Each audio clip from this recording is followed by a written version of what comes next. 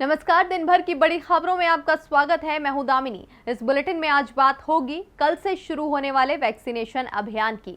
Supreme court से केंद्र सरकार को लगी फटकार की। जानेंगे कि क्यों चुनाव आयोग पहुंचा सुप्रीम कोर्ट। यूपी पंचायत चुनाव की मतगणना पर क्यों लग सकती है रोक। और बुलेटिन के आखिर में बात स्वास्थ्य मुसीबत के बीच जीएसटी कलेक्शन के सुधरते हुए आंकड़े की। लेकिन तमाम बड़ी खबरों से पहले एक नजर सुर्खियों पर। स्वास्थ्य मंत्रालय ने होम आइसोलेशन में रहने वाले लोगों को ट्रिपल लेयर मास्क पहनने की दी सलाह। बढ़ते हुए महामारी के आंकड़ों को देखते हुए दी गई सलाह। चीनी राष्ट्रपति शी जिनपिंग ने पीएम मोदी को भेजी चिट्ठी। महामारी के हालात पर जताई चिंता। शी जिनपिंग ने लिखा, चीन भारत की मदद के लिए है तैयार। महामारी को लेकर पीएम मोदी की अध्यक्षता में मंत्रिपरिषद की हुई बैठक। पीएम मोदी ने कहा कि स्थिति से निपटने के लिए सरकार कर रही है पूरे प्रयास। लोकसभा अध्यक्ष ने 4 समितियों का किया गठन। कांग्रेस नेता अधीर रंजन चौधरी को बनाया गया लोक लेखा समिति का अध्यक्ष। मीनाक्षी लेखी बनी लोक उपक्रमों पर समिति की अध्यक्ष। और भारी गिरावट के साथ बंद हुआ शेयर बाजार। सेंसेक्स 983 अंकों की गिरावट के साथ 48,782 के स्तर पर हुआ बंद। निफ्टी 263 अंकों की गिरावट के साथ 14,631 के स्तर पर हुआ बंद। सुर्खियों के बाद बात आज की बड़ी खबर की।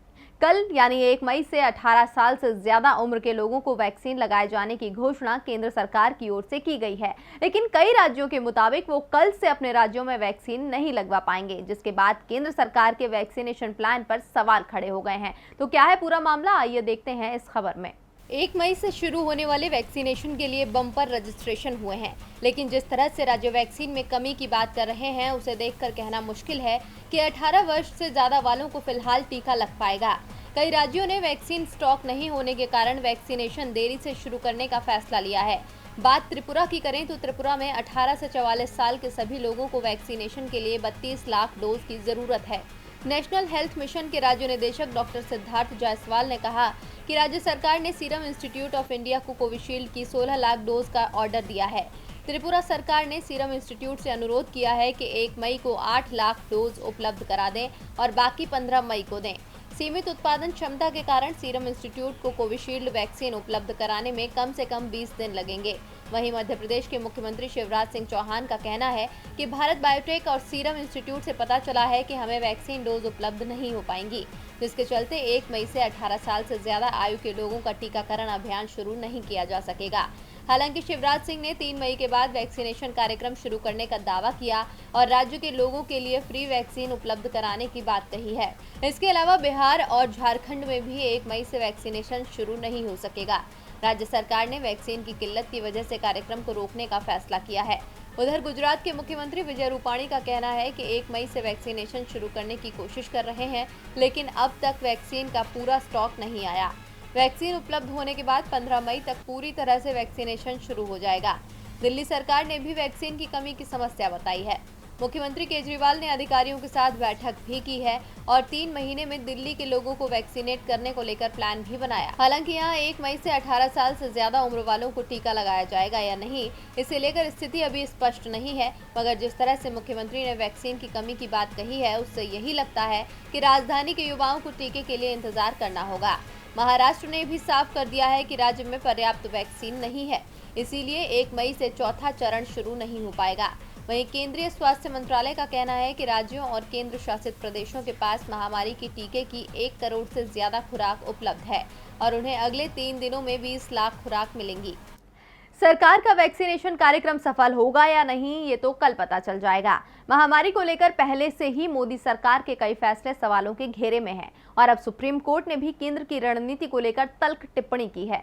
साथ ही सोशल मीडिया पर स्वास्थ्य सेवाओं की कमी को लेकर सरकार पर सवाल उठाने वालों पर हो रही कार्रवाई को लेकर भी कोर्ट ने बड़ा आदेश दिया है। तो क्या कहा है सुप्रीम कोर्ट ने, देखिए ये रिपोर्ट। महामारी को लेकर सुप्रीम कोर्ट में सुनवाई के दौरान कोर्ट ने केंद्र सरकार से कई तीखे सवाल किए। कोर्ट ने केंद्र से सीधा सवाल पूछते हुए कहा कि जरूरी दवाओं का उत्पादन और वितरण सुनिश्चित क्यों नहीं हो पा रहा है। दरअसल रेमडेसिविर मरीजों को नहीं मिलने और दवा की कालाबाजारी पर सुप्रीम कोर्ट ने केंद्र सरकार से सवाल किया था, जिसके जवाब में केंद्र ने हलफनामे में कहा कि हर महीने औसतन 1 करोड़ 3 लाख रेमडेसिविर उत्पादन करने की क्षमता है, लेकिन सरकार ने मांग और सप्लाई की जानकारी नहीं दी। सुप्रीम कोर्ट ने कहा कि केंद्र ने आवेदन का तरीका भी नहीं बताया है। केंद्र को डॉक्टरों से ये कहना चाहिए कि रेमडेसिविर या एबी फ्लू की बजाय अन्य उपयुक्त दवाएं भी मरीजों को बताएं। इसके साथ ही सुप्रीम कोर्ट ने केंद्र सरकार से पूछा, आप 18 से 45 साल के दरमियान उम्र वालों को वैक्सीन लगाने की योजना बताएं। क्या केंद्र के पास कोई कोष भी है इससे वैक्सीन के दाम समान रखे जा सकें? केंद्र सरकार को यह भी बताना होगा कि भारत बायोटेक और सीरम इंस्टीट्यूट को कितना फंड दिया है। जस्टिस DY चंद्रचूड़ ने कहा, मैंने गाजियाबाद में गुरुद्वारा लंगर के बारे में पढ़ा। लोग चैरिटी कर रहे हैं, लेकिन सिर्फ हम चैरिटी तक नहीं छोड़ सकते। वैक्सीन का मूल्य निर्धारण का मुद्दा असाधारण रूप से गंभीर है। कोर्ट ने केंद्र सरकार से सवाल करते हुए पूछा कि आज आप कहते हैं कि केंद्र को प्रदान किए गए 50% वैक्सीन का उपयोग फ्रंटलाइन श्रमिकों को 45 से अधिक आयु वर्ग के टीकाकरण के लिए किया जाएगा। शेष 50% राज्यों द्वारा उपयोग किया जाएगा। 59 करोड़ 46 लाख भारतीय 45 साल से कम हैं। इनमें से कई गरीब और हाशिए पर हैं। उन्हें वैक्सीन खरीदने के लिए पैसे कहां से मिलेंगे? जस्टिस DY चंद्रचूड़ ने कहा कि हम जानते हैं कि कितने टीके का उत्पादन किया जा रहा है, लेकिन हमें ये सुनिश्चित करने की आवश्यकता है कि आप उत्पादन में वृद्धि करें। अतिरिक्त उत्पादन इकाइयों को जोड़ने के लिए जनहितकारी शक्ति का प्रयोग करने की आवश्यकता है। ये विचार राज्यों और केंद्र की आलोचना करने के लिए नहीं है। हम जानते हैं कि स्वास्थ्य के बुनियादी ढांचे आपको विरासत में मिले हैं, लेकिन हम अपने राष्ट्र के स्वास्थ्य के बारे में चिंतित हैं। जस्टिस DY चंद्रचूड़ ने कहा कि हमने नागरिकों को ऑक्सीजन सिलेंडर के लिए रोते हुए भी सुना है। दिल्ली में हकीकत में ऑक्सीजन उपलब्ध नहीं है। गुजरात, महाराष्ट्र में भी ऐसा है। आपको भविष्य में हमें ये बताना होगा कि आज और सुनवाई के अगले दिन में क्या बेहतर हुआ। इसके साथ ही सुप्रीम कोर्ट ने आदेश दिया कि सोशल मीडिया पर ऑक्सीजन, बेड, दवाओं आदि को पोस्ट करने वालों पर कार्रवाई नहीं होगी।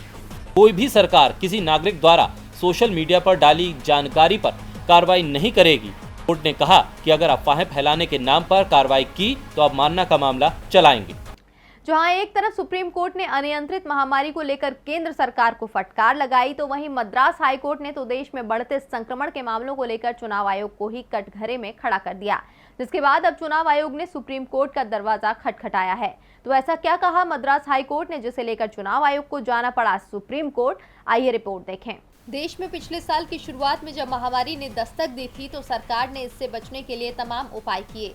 देश में लॉकडाउन लगाया गया, लोगों को मास्क लगाने के निर्देश दिए गए और सोशल डिस्टेंसिंग पर जोर दिया गया। देश महामारी से उबरा भी नहीं था कि चुनाव आयोग ने पहले बिहार और फिर 5 राज्यों में विधानसभा चुनाव का ऐलान कर दिया। चुनावों में राजनीतिक दलों ने जमकर सभाएं और रैलियां की।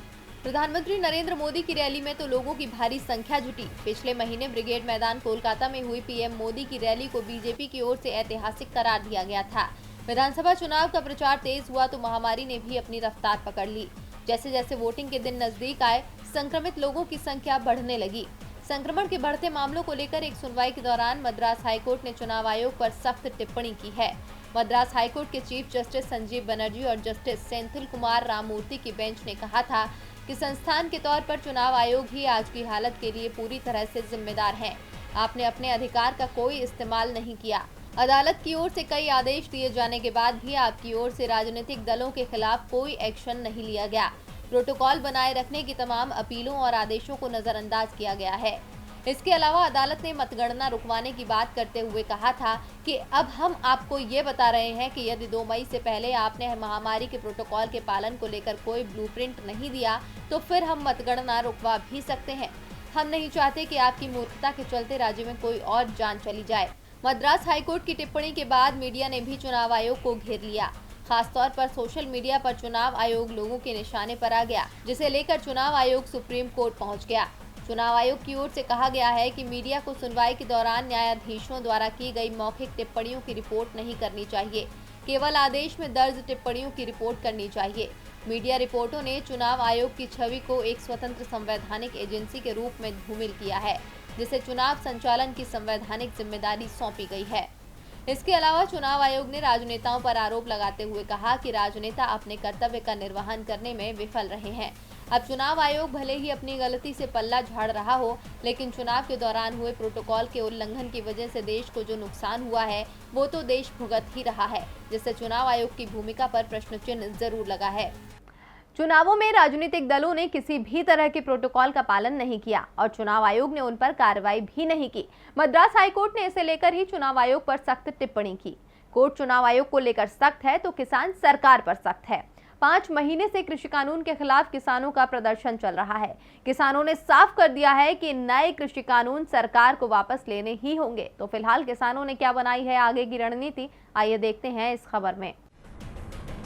किसानों का विरोध प्रदर्शन जारी है। सरकार के अड़ियल रुख के चलते किसानों में रोष बढ़ा है। किसान अब और मजबूती के साथ आंदोलन को धार दे रहे हैं। देश भर में धरना प्रदर्शन के साथ साथ अलग अलग कार्यक्रम के जरिए किसान सरकार के सामने अपना विरोध दर्ज करवा रहे हैं। किसानों ने साफ कर दिया है कि सरकार चाहे लाख कोशिश कर ले, लेकिन बिना मांगों को पूरा करवाए वो वापस नहीं जाएंगे। किसानों की पंचायतें भी लगातार जारी हैं। हरियाणा के भिवानी में प्रेमनगर से मेडिकल कॉलेज शिफ्ट करने और तीनों कृषि कानूनों के विरोध में किसान महापंचायत का आयोजन किया गया। इस महापंचायत में सैकड़ों किसान पहुंचे। महापंचायत में भारतीय किसान यूनियन के राष्ट्रीय प्रवक्ता राकेश टिकैत भी शामिल हुए। भारतीय किसान यूनियन नेता गुरनाम चढ़ूनी ने भी महापंचायत को संबोधित किया। खास बात यह रही कि इस महापंचायत में काफी संख्या में महिला किसानों ने हिस्सा लिया। पंचायत में महामारी प्रोटोकॉल का पालन करते हुए आने वाले किसानों का तापमान भी मापा गया, मास्क भी वितरित किए गए, साथ ही सोशल डिस्टेंसिंग का ख्याल रखा गया। इस दौरान राकेश टिकैत ने कहा कि किसान बातचीत को तैयार हैं, लेकिन ये बातचीत कृषि कानून वापस होने के बाद ही होगी।